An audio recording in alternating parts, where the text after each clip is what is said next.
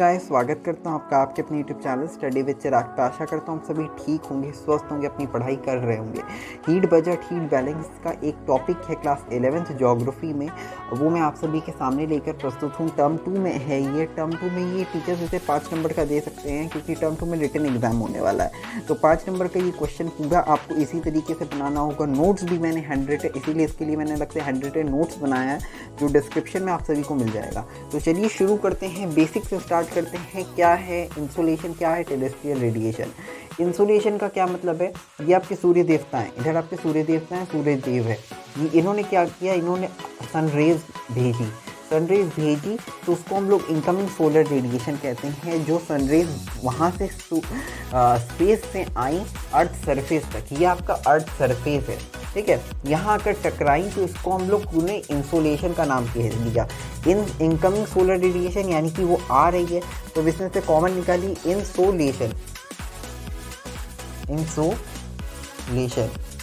ये आपका बन गया इंसोलेशन। अब फिर वो टकरा कर वो चली गई, उसको हम लोग क्या कहेंगे, टकराई, और फिर वो चली गई। कौन से समय गई? रात को वो यहाँ से टकरा कर चली गई। ये सुबह हुआ और ये रात को हुआ। ये यहाँ से टकरा के चली गई, इसको हम लोगों ने कहा टेरेस्ट्रियल रेडिएशन। आइए चलिए आगे बढ़ते हैं कि कैसे जो बजट है, जो हीट का बैलेंस है, वो हमारे अर्थ सरफेस में होता है।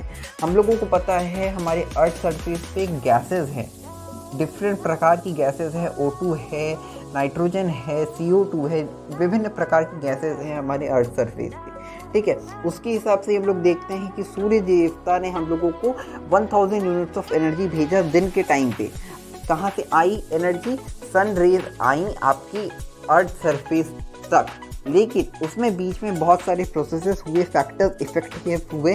क्या? Reflect, absorb and absorb. Reflect, scatter and absorb, ये 3 फैक्टर्स इसके ऊपर डिपेंड किए। उनसे क्या क्या हुआ हम लोग देखते हैं। डे टाइम में जो सनरेज हैं वो आई, वो बादल से टकराई और फिर रिफ्लेक्ट बैक कर गई, ठीक है। वो आई और बादल से रिफ्लेक्ट बैक कर गई एटमॉस्फेयर में ही। कितने अमाउंट? 14 यूनिट्स आई और टकरा कर चली गई, ठीक है। फिर 14 यूनिट्स आई और टकरा कर चली गई, अर्थ सरफेस तक आ ही नहीं पाई। लेकिन यहाँ बेसिक सा कैलकुलेशन है। 100 यूनिट्स आई, मैंने यहाँ 1000 यूनिट्स आप लोगों को एग्जांपल दिया।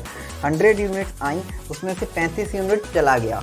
35 यूनिट हम लोग माइनस कर देते हैं, यहाँ वहाँ इतने सारी चीज़ें हैं, वहाँ 35 यूनिट्स आपका गायब हो गया, तो आपके पास बचा 65 यूनिट्स। ये जो 65 यूनिट्स बचा, इसको हम लोग कहते हैं एल्बिडो ऑफ अर्थ। जो 65 यूनिट्स हम लोगों का बच रहा है, इसको हम लोग कहते हैं एल्बिडो ऑफ अर्थ। स्कैटर कितना अमाउंट हुआ? 6 यूनिट स्कैटर हो गया। एब्जॉर्ब कितना हुआ? 14 यूनिट्स। अर्थ सरफेस तक पहुंचा, 51 यूनिट, 17 यूनिट स्पेस में ही स्कैटर हो गया। स्पेस में ही अर्थ सरफेस तक पहुंचने से पहले ही आप यहाँ देखिए सनरेज आई, इसके यहाँ कितने सारे लेयर्स होते हैं। आपको मैंने एक ट्रिक बनाकर दी है, आप लोगों ने नहीं देखा तो मैंने डिस्क्रिप्शन में उसका लिंक पेस्ट किया है। कितनी सारी लेयर्स हैं, ट्रोपोस्फीयर, स्ट्रेटोस्फीयर, मेसोस्फीयर, इतने सारे इतने प्रकार के लेयर्स हैं। उसमें क्या हुआ, वो स्कैटर होकर चली गई, वो फिर से लौट गई। लेकिन उसके बाद देखिए जो अर्थ सरफेस तक आना चाहिए लेयर, कितना आना था? 51 लेयर्स आया। 51 लेयर स्टूडेंट्स आया, लेकिन 51 यूनिट्स से लौट भी गया।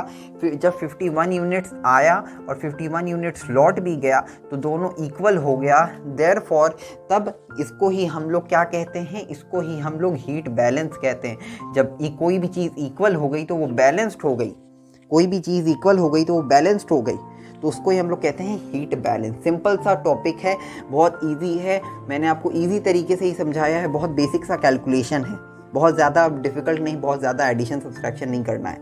अर्थ सरफेस में आया, रात को वो चला गया। सिंपल, अर्थ सरफेस में आया, इसको इंसोलेशन कहते हैं। रात को वो चला गया, उसको हम लोग टेरेस्ट्रियल रेडिएशन कहते हैं। बस खत्म कहानी, इसके बाद और कुछ है ही नहीं। ये बात होती है कि जो रेज आती हैं वो पहाड़ से टकरा कर जाती हैं, ऐसा नहीं होता है, पहाड़ से नहीं टकराती हैं, क्योंकि बीच में क्लाउड्स ही आ जाते हैं। क्लाउड से वो टकरा कर चली जाती हैं। क्यों क्लाउड से? क्योंकि क्लाउड एक वाइटिश वाइट कलर का होता है, सब्सटेंस नहीं कह सकते हम लोग उसको, वाइट कलर का है, उससे इसीलिए ज़्यादा से ज़्यादा एनर्जी इससे टकरा कर चली जाती है। कितने अमाउंट ऑफ इसमें एटमॉस्फेयर में चली जाती है? एटमॉस्फेयर में 14 अमाउंट्स ऑफ यूनिट चली जाती है, गायब हो जाती है, यानी टकरा कर वो रिफ्लेक्ट बैक हो जाती है। देखिए यहाँ जैसे आ रही है तो यहाँ से टकरा कर चली जाएगी और फिर कुछ एटमॉस्फेयर में आकर रिफ्लेक्ट बैक कर जाएंगी। स्टूडेंट्स देखिए 51 यूनिट्स जो मैंने आपको बताया, 51 यूनिट्स यहाँ अर्थ सरफेस में आई, फिर अर्थ सरफेस से लौट कर चली गई, और 17 यूनिट्स क्या हुआ, 17 यूनिट्स ये अर्थ सरफेस से चली गई, 17 यूनिट्स क्या होगा, ये अर्थ सरफेस के से चली गई टकरा कर। तो इसका सब्सट्रैक्शन करेंगे तो आपका 34 यूनिट्स आ जाएगा। ये बेसिक सा कैलकुलेशन देखा मैंने। इसके बाद देखिए क्या है, यहाँ पूरा सारा कैलकुलेशन दिखाया है। 6 यूनिट्स स्कैटर हो गया, अब्जॉर्ब हो गया, एटमॉस्फेयर का 14 यूनिट्स अर्थ सरफेस पे आए, 51 यूनिट्स जो मैंने यहाँ बताया, और 17 यूनिट्स स्पेस में चला गया, यानी कि टेरेस्ट्रियल रेडिएशन हो गया, उसका ख़त्म कहानी। 17 यूनिट स्पेस में अलग हो गया, यहाँ जो मैंने बताया। बस यही था एक छोटा सा टॉपिक आपका हीट बैलेंस, हीट बजट, जो भी आप बोलिए 5 नंबर का आ सकता है आपके एग्ज़ाम में। So thanks for watching.